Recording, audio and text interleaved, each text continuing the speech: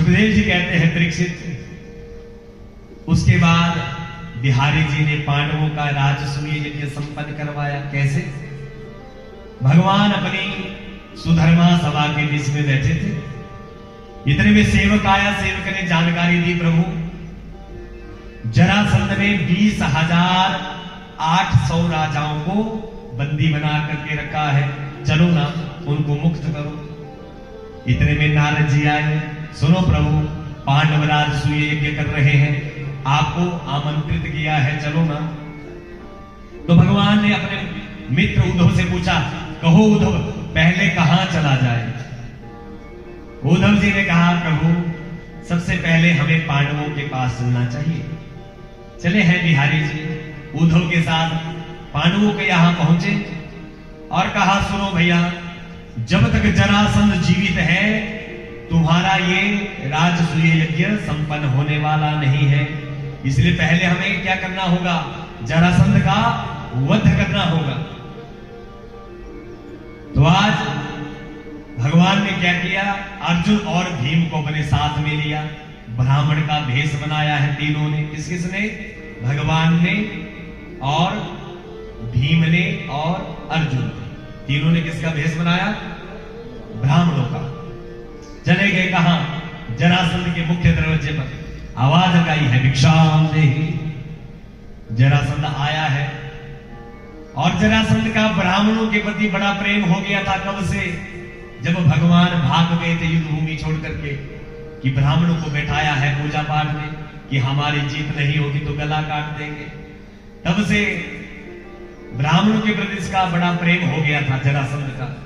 आओ आओ ब्राह्मण नेता, मांगो क्या चाहते हो, मांगो क्या चाहिए? भगवान बोले, युद्धम नो देहि राजेंद्र द्वंद्वसो यदि मन्यसे। महाराज हम द्वंद्व युद्ध की भिक्षा चाहते हैं। जो जरासंध ने सुना, अरे सोचने लगा जरासंध, एक से एक ब्राह्मण मेरे द्वार पर आए पर आज तक किसी ने युद्ध की भिक्षा नहीं मांगी। तुरंत हाथों के ऊपर नजर गई है जरासंध की, पहचान गई ये क्षत्रिय है। जरासंध बोला, पहले ठीक ठीक तरह से अपना परिचय दो, तुम कौन हो? तो भगवान ने भीम की ओर इशारा किया, असौ प्रिकोदरौ पार्थ। अर्जुन की ओर इशारा किया, तस्य भ्राता अर्जुनो अयम। भीम की ओर इशारा किया, असौ प्रिकोदरौ पार्थ। सुनो महाराज, ये पांडु पुत्र है भीमसेन।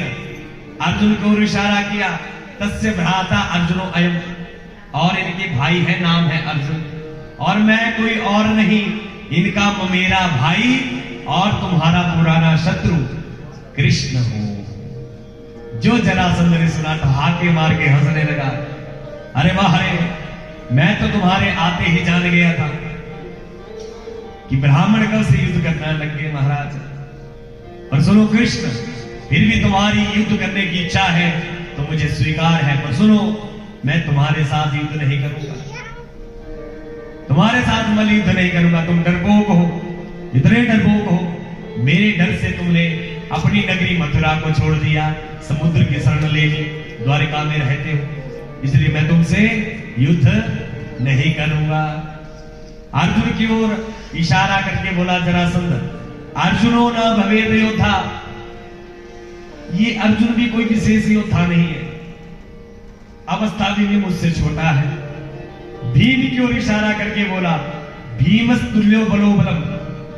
ये जो भीम है ये थोड़ा मेरी टक्कर का है, इसके साथ मैं मल युद्ध अवश्य करूंगा। और जरासंध और भीम के बीच में मल युद्ध शुरू हुआ महाराज। जरासंध इतना बलवान, इतना बलवान, ऐसे ऐसे भीषण प्रहार किए भीम के ऊपर। शुरू के दिनों में तो सहन कर गए भीम, पर जैसे ही दिन बीतने लगे, बीतते 27 दिन बीत गए, अब तो भीम सोचने लगा, यहां से भागने का रास्ता मिल जाता तो मैं यहां से भाग जाता, नहीं तो यही मर जाऊंगा, मैं इसको नहीं जीत सकता।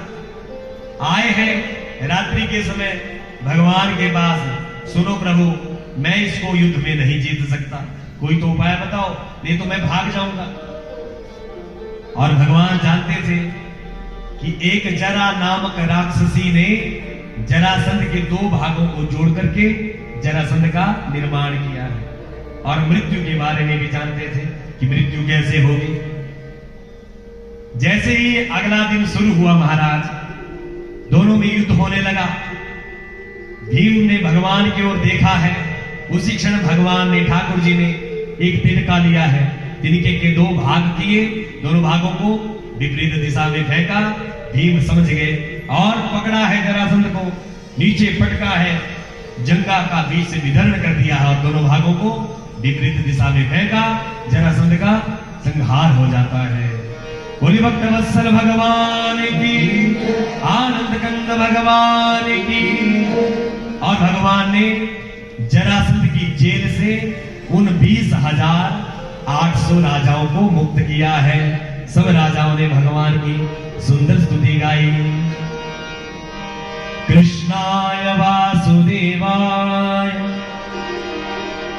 हरये परमात्मने प्रणतक्लेशनाशाय गोविंदाय नमो नमः। बड़ी सुंदर स्तुति गाई सब राजाओं ने भगवान की। और गुरुदेव कहते हैं, परीक्षित, बड़े प्रेम के द्वारा भगवान ने पांडवों के उस राजसूय यज्ञ को संपन्न करवाया। कैसे? जैसे ही प्रथम पूजा का प्रश्न उठा कि पहले इस यज्ञ में किसकी पूजा की जाए, तो सबके सब ने समर्थन किया। किसका? द्वारकाधीश जी का, कि भगवान से उत्तम और कौन हो सकता है, इसलिए हमें द्वारकाधीश की पूजा करनी चाहिए इस यज्ञ में। उसी सभा के बीच में शिशुपाल बैठा था। महाराज बिगड़ गया, अरे इस काले कलूटे की पूजा करने जा रहे हो, इसके ना माँ का पता, ना बाप का पता, ना रहने का पता, ये भगौड़ा है।